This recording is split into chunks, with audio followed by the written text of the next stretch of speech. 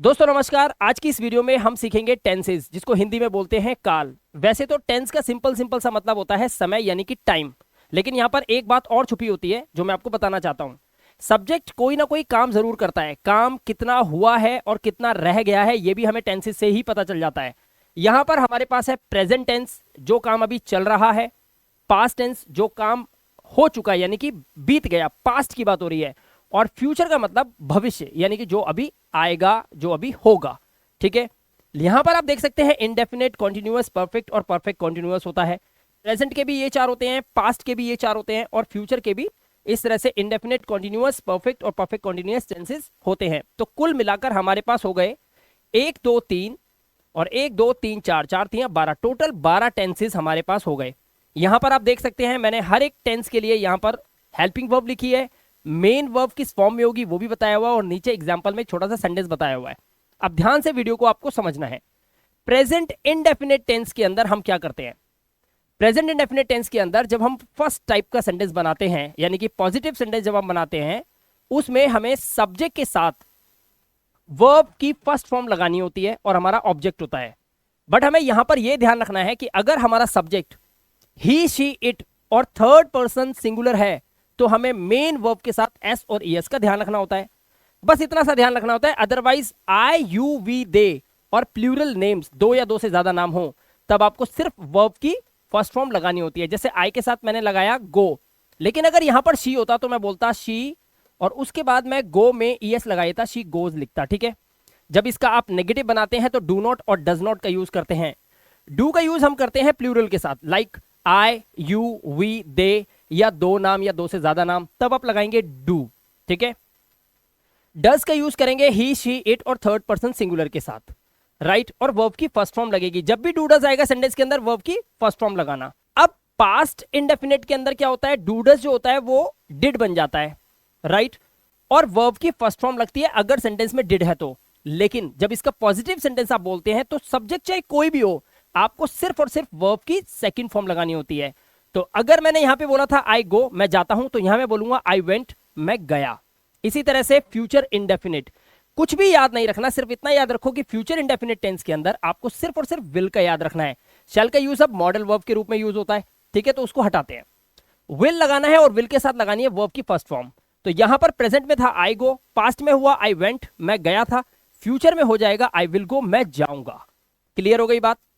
अब आ जाते हैं प्रेजेंट कॉन्टिन्यूअस में। कॉन्टिन्यूअस का मतलब होता है जब काम चल रहा हो, लगातार जारी रहा हो। जैसे प्रेजेंट कॉन्टिन्यूअस टेंस के अंदर अगर मुझे बोलना है मैं जा रहा हूं तो मैं बोलूंगा आई एम गोइंग। बट मैंने ये बनाया कैसे? इसके लिए सिंपल सा रूल होता है, सब्जेक्ट के बाद आपको लगाना है इज एम आर और उसके बाद मेन वर्ब की फर्स्ट फॉर्म के साथ आपको लगाना है आईएनजी और आपका प्रेजेंट कॉन्टिन्यूअस तैयार हो जाएगा। पास्ट कॉन्टिन्यूअस के अंदर भी आपको लगाना है वॉजवर, इजेमार जो है ये पास्ट में जाके वॉजवर हो जाएगा। मेन वर्ब की फर्स्ट फॉर्म के साथ आप लगाओगे आईएनजी, जैसे आई वॉज गोइंग, मैं जा रहा था। अब फ्यूचर की बात करते हैं। फ्यूचर में आपकी हेल्पिंग वर्ब होगी, सब्जेक्ट के बाद आप लगाओगे विल बी और विल बी के बाद मेन वर्ब की फर्स्ट फॉर्म के साथ आप लगा दोगे आईएनजी। एक बात याद रखनी है आपको, कॉन्टिन्यूअस टेंस के अंदर हमेशा आपको आईएनजी दिखाई देगी। ठीक है, तो मैं जा रहा होऊंगा तो मैं बोलूंगा आई विल बी गोइंग। 2 घंटे बाद मैं शिमला जा रहा हूंगा तो मैं बोलूंगा I will be going to Shimla after 2 hours. ठीक है, इस तरह से सेंटेंस बनेगा। नेक्स्ट, प्रेजेंट परफेक्ट टेंस के अंदर आपको हेल्पिंग वर्ब लगानी होती है हैज, हैव। हैज किसके साथ लगता है?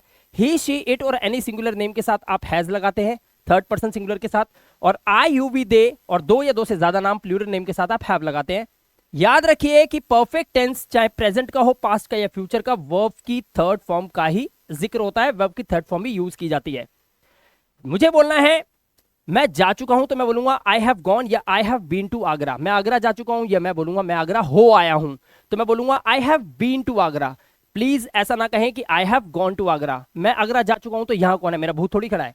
तो अगर मुझे बोलना है मैं आगरा जा चुका हूं तो हम सेंस बोलते हैं, इस सेंस में बोलते हैं कि मैं आगरा हो आया हूं, तब मैं बोलूंगा I have been to Agra. इसलिए मैंने यहां पर आई हैव गॉन और स्लैश लगा के बीन भी लिखा हुआ है। ठीक है, नेक्स्ट, पास्ट परफेक्ट टेंस के अंदर हम यूज करते हैं हैड का, क्योंकि हैज, हैव का पास्ट होता है हैड। वर्ब की थर्ड फॉर्म लगेगी, मैं जा चुका था आई हैड गॉन। ऐसे ही फ्यूचर परफेक्ट टेंस के अंदर हमारे पास हेल्पिंग वर्ब होती है विल हैव। तो हम सब्जेक्ट के बाद क्या लगाएंगे, अपना विल हैव लगाएंगे, जा चुका होऊंगा। उसके बाद वर्ब की third form, I will have gone, मैं जा चुका होऊंगा।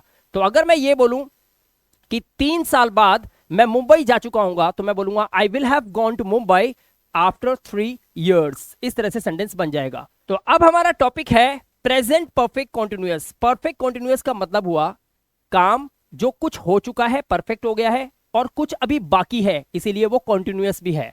ठीक है, यहां पर हेल्पिंग वर्ब होती है हैज और हैव के साथ बीन, यानी कि या तो आप बोलेंगे हैज बीन या फिर बोलेंगे हैव बीन।